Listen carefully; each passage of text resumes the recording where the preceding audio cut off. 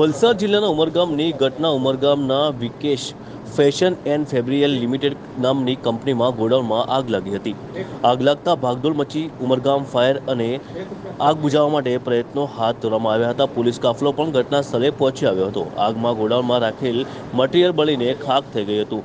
જાણવા મળ્યું છે કે ઘણા સમયથી કંપની બંધ હતી અને પોતાનો ઇન્સ્યોરન્સ પકવવા માટે આ કામ કર્યું હોય તેવું લોકોમાં ચર્ચાઈ રહ્યું છે. જોઈએ હવે આગળ અધિકારીઓ શું કામગીરી કરે છે.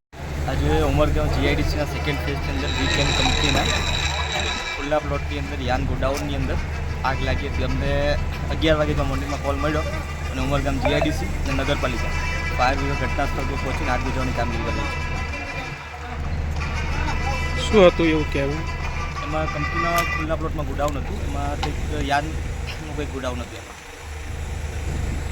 અમારી ચેનલ ગુજરાત કારોબારને સબસ્ક્રાઇબ કરો, બેલ આઇકોન દબાવી ઓલ પર ક્લિક કરો, જેથી આવનાર અમારા નવા ન્યૂઝ અપડેટ્સની નોટિફિકેશન આપ સુધી સૌથી પહેલાં પહોંચે.